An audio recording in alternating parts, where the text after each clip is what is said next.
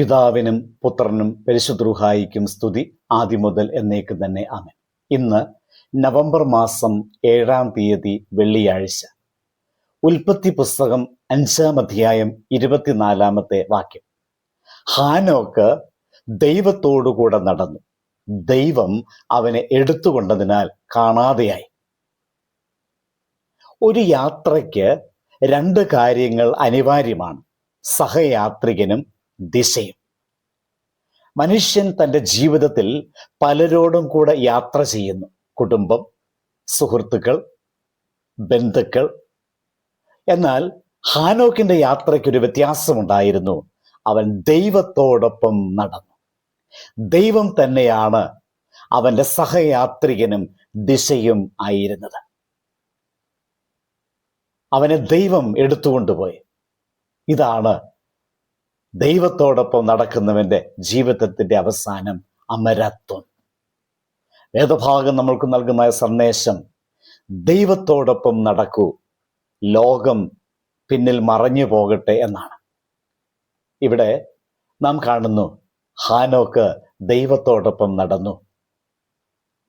ഹാനോക്ക് ദൈവത്തെ ദൂരസ്ഥമായ ഒരു ശക്തിയായി കണ്ടില്ല, മറിച്ച് ഒരു സുഹൃത്തായി അനുഭവിച്ചു. ദൈവത്തോടുള്ള ബന്ധം ദിനംപ്രതി ശക്തമായപ്പോൾ അവന്റെ ജീവിതം ദൈവത്തിന്റെ പ്രതിഫലനമായി മാറി. ഇന്നും ദൈവം അതേ ബന്ധം നമ്മോടും തേടുകയാണ്.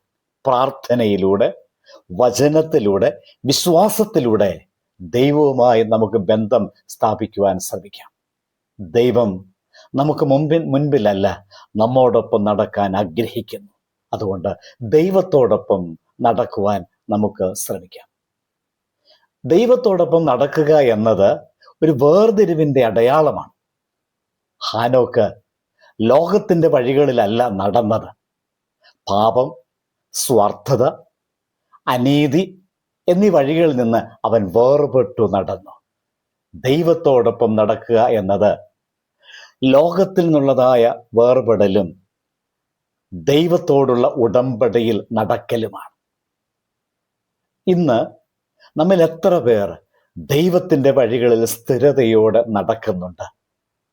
ലോകം നമ്മെ പിടിക്കുമ്പോഴും ദൈവത്തോടൊപ്പം നടക്കുക എന്നത് ആത്മീയ ധൈര്യത്തിൻ്റെ തെളിവാണ് എന്നതിനാൽ ദൈവത്തോടൊപ്പം നടക്കുവാൻ നമുക്ക് ശ്രമിക്കാം.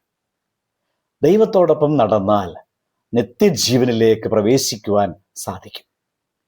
വേദപുസ്തകം പറയുന്നു, ഹാനോക്കിനെ കാണാൻ സാധിക്കാതെ വന്നു, ദൈവം അവനെ എടുത്തുകൊണ്ടുപോയി.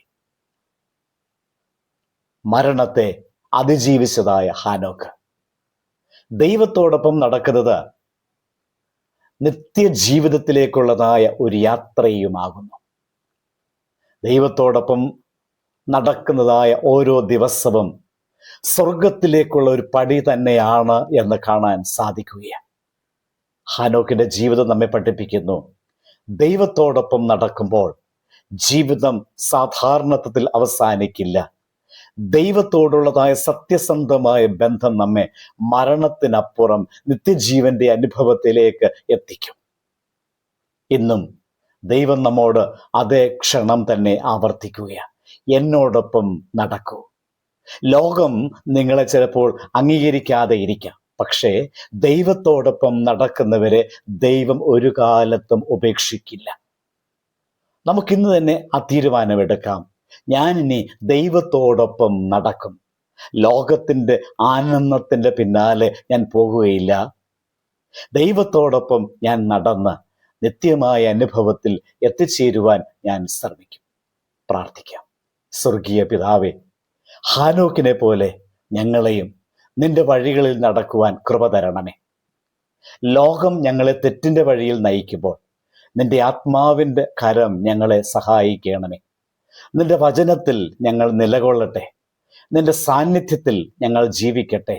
ഞങ്ങളുടെ ജീവിതം നിനക്കൊപ്പം നടക്കുന്ന ജീവിതയാത്രയായി തീരുവാൻ അനുവദിക്കണമേ.